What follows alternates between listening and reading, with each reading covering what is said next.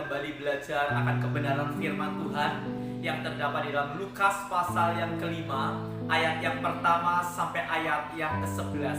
Demikian bunyi firman Tuhan. Pada suatu kali Yesus berdiri di pantai Danau Genesaret, sedang orang banyak mengerumuni dia, hendak mendengarkan firman Allah. Ia melihat dua perahu di tepi pantai. Nelayan-nelayannya telah turun dan sedang membasuh jalannya.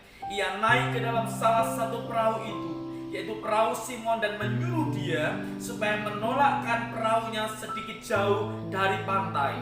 Lalu ia duduk dan mengajar orang banyak dari atas perahu. Setelah selesai berbicara, ia berkata kepada Simon, "Bertolaklah ke tempat yang dalam dan tebarkanlah jalamu untuk menangkap ikan." Simon menjawab, "Guru, telah sepanjang malam kami bekerja keras dan kami tidak menangkap apa-apa. Tetapi karena engkau menyuruhnya, aku akan menebarkan jala juga." Dan setelah mereka melakukannya, mereka menangkap sejumlah besar ikan sehingga jala mereka mulai koyak. Lalu mereka memberi isyarat kepada teman-temannya di perahu yang lain supaya mereka datang membantunya. Dan mereka itu datang, lalu mereka bersama-sama mengisi kedua perahu itu dengan ikan hampir tenggelam. Ketika Simon Petrus melihat hal itu, ia pun tersungkur di depan Yesus dan berkata, "Tuhan, pergilah daripadaku, karena aku ini seorang berdosa." Sebab ia dan semua orang yang bersama-sama dengan dia takjub oleh karena banyaknya ikan yang mereka tangkap. Demikian juga Yakobus dan Yohanes, anak-anak Zebedius, yang menjadi teman Simon. Kata Yesus kepada Simon, "Jangan takut, mulai dari sekarang engkau akan menjala manusia." Dan sesudah mereka menghela perahu-perahunya ke darat, mereka pun meninggalkan segala sesuatu lalu mengikut Yesus. Alkitab berkata bahwa ada satu pribadi yang bernama Simon, di mana diceritakan bahwa sepanjang malam Simon bekerja keras untuk menangkap ikan, namun tidak ada seekor pun ikan yang dia dapatkan.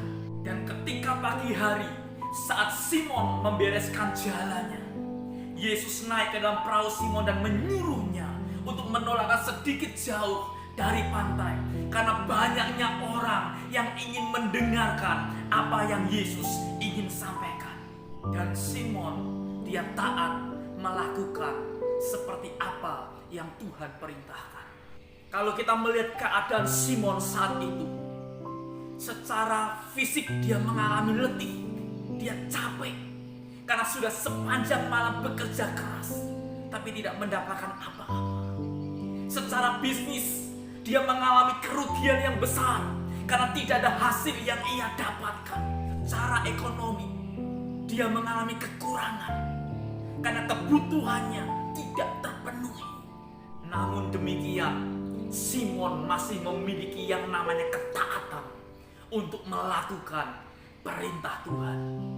Mungkin keadaanmu hari-hari ini persis seperti yang Simon alami. Mungkin ekonomimu sedang goyah, mungkin bisnismu sedang menurun, mungkin fisikmu sedang mengalami kelemahan. Tetapi masihkah di saat-saat kita mengalami keadaan yang demikian, kita masih memiliki ketaatan seperti Simon? Mudah buat kita berkata, "Aku mau melakukan kehendak Tuhan, aku mau melayani Tuhan, aku mau setia dan percaya kepada Dia di saat semua keadaan kita baik-baik saja." Tetapi saat keadaanmu tidak seperti yang kau harapkan, masihkah engkau memiliki yang namanya ketaatan untuk melakukan perintahnya?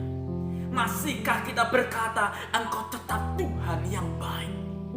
Dan setelah Yesus selesai mengajar orang banyak, dia berkata kepada Simon, "Bertolaklah ke tempat yang dalam dan tebarkanlah jalamu untuk menangkap ikan." Dan sekali lagi, Simon taat dan melakukan apa yang Yesus perintahkan. Walaupun perintah Yesus tidak sesuai dengan pengalaman dan logika Simon sebagai seorang nelayan, tetapi ia berkata, "Karena engkau yang menyuruhnya, aku akan menebarkan jalan juga."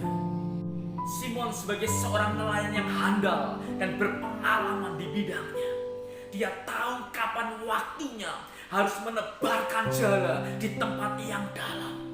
Dia juga tahu kapan waktunya dan di mana tempat ikan itu berada. Apalagi yang menyuruh adalah anak dari seorang tukang kayu yang sama sekali tidak punya pengalaman tentang perikanan dan kelautan. Tetapi karena Yesus yang mengatakannya, dia mentaatinya. Bagaimana dengan hidup kita? Masihkah kita mentaati perintahnya? Walaupun perintahnya kadangkala tidak sesuai dengan logika kita, tidak sesuai dengan pengalaman kita, tidak sesuai dengan daging kita, masihkah kita tetap mentaati Dia? Alkitab menjelaskan ketaatan melakukan perintah Tuhan itu menghasilkan berkat. Itu terbukti ketika Simon melakukannya. Dia menangkap sejumlah besar ikan, bahkan dikatakan jalannya hampir koyak. Itulah sebabnya mengapa Tuhan ingin kita mentaati Dia, karena Dia ingin memberkati hidup Anda.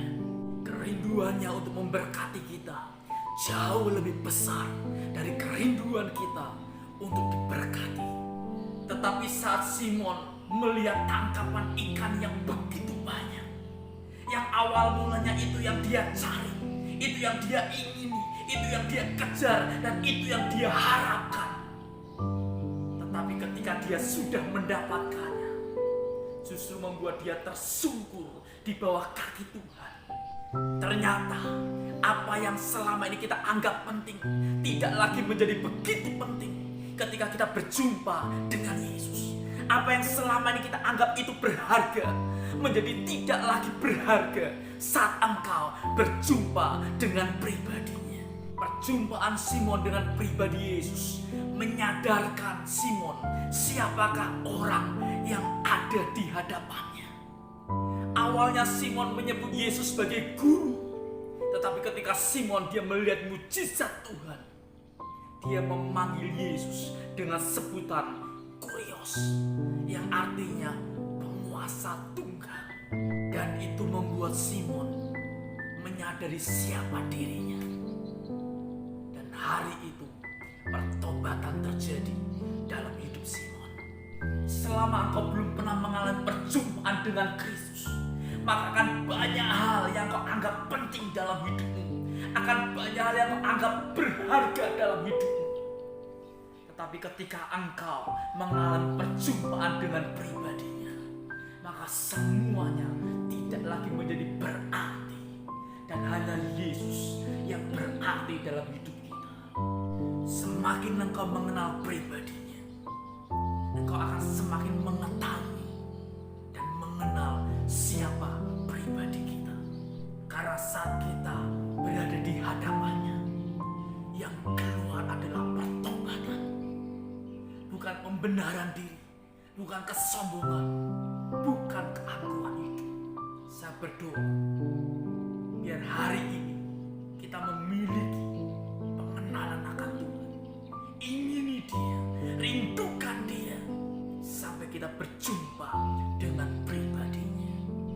Sejak hari itu Tuhan berkata kepada Simon, jangan takut.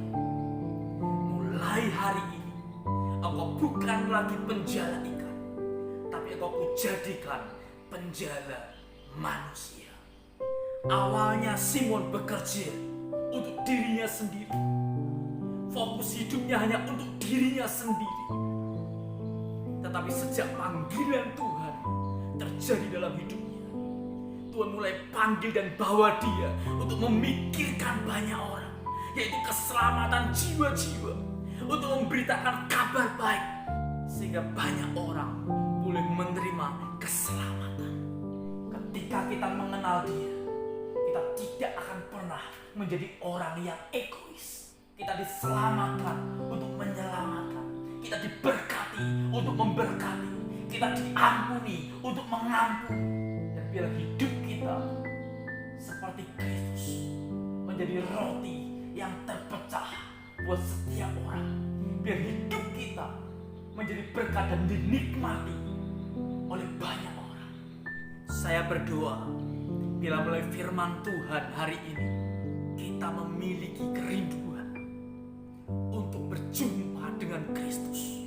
Dan bila Dia menjadi yang terutama, menjadi yang paling berharga,